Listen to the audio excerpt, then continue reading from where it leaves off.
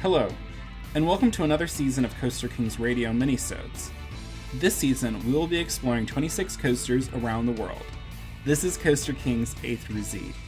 I'm Ian, and the letter of the week is A for American Eagle. You're about to plummet 15 stories. If you can do it without uttering a sound, then you've mastered the American Eagle at Great America. You'll rocket at 65 miles an hour, and that's just the beginning. Come on, let's ride it again! No way.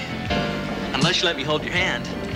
Go hand in hand in hand in Great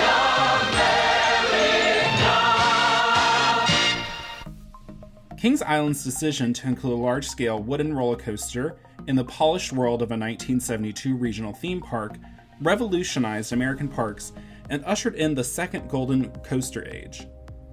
Kings Island's racer not only made John C. Allen and the Philadelphia Toboggan Company a hot commodity, it also made racing coasters the ultimate regional park status symbol. 1975 saw Racer 75 open at Kings Dominion, Kings Island's sister park. 1976, Thunder Road opened at Carowinds. 1978, Gemini opened at Cedar Point and Colossus at Magic Mountain. And in 1979, Rolling Thunder opened at Six Flags Great Adventure. And then finally, in 1981, today's topic, American Eagle, opened at Marriott's Great America as the ultimate wooden racing coaster. Marriott had chose not to include a wooden coaster in the original 1976 opening year lineup of its twin Great America parks. Although the inclusion of large-scale airtime hills on the park's custom Aero corkscrew coasters turn of the century has the racer's fingerprints all over it. While these parks were very well-rounded at opening, the Gurney Park, or the park in Illinois, always had greater attendance and a need for more attraction. The Illinois Great America also faced stiff competition from other parks in the Midwest.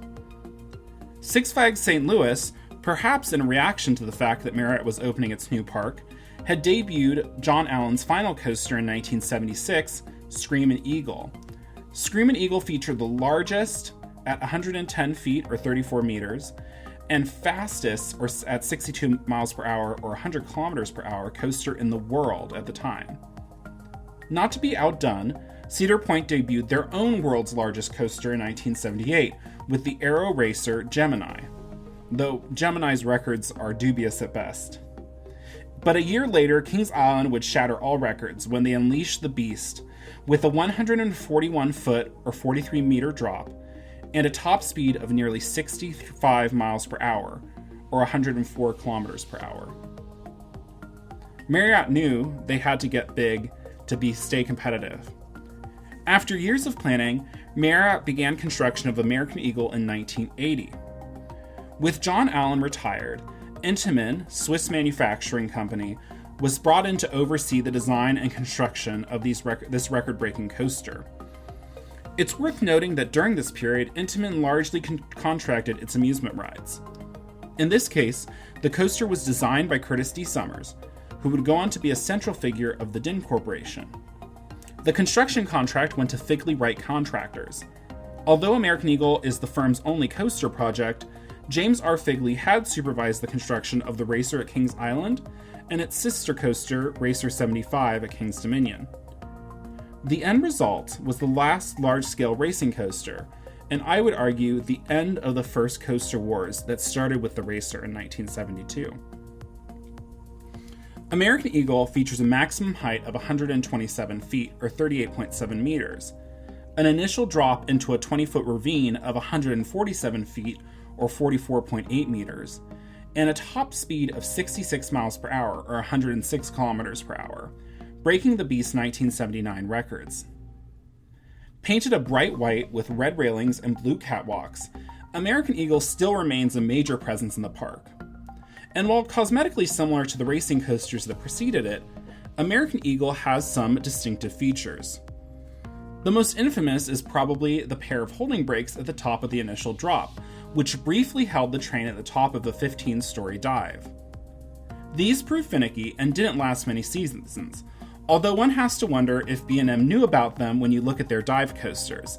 After all, B&M were working for Giovanola, which was an Intamin contractor as well at the time.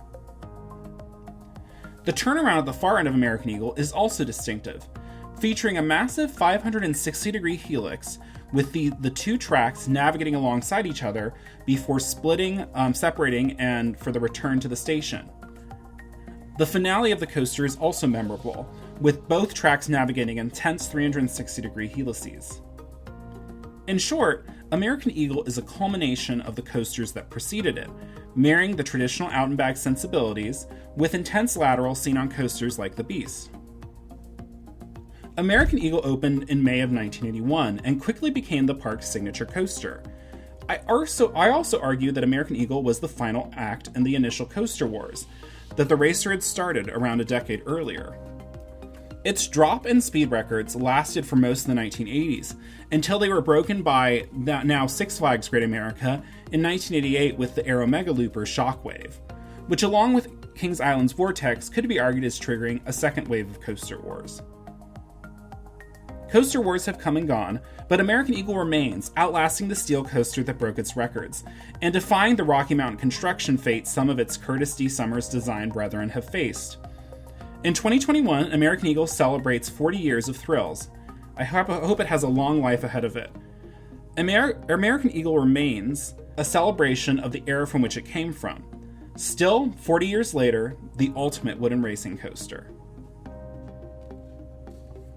Thank you so much for listening.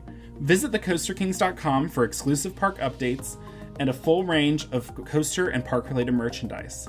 And please make sure to follow and rate Coaster Kings Radio wherever you're listening. For Coaster Kings Radio, I'm Ian O'Donnell. Join us next week for another installment of Coaster Kings A through Z.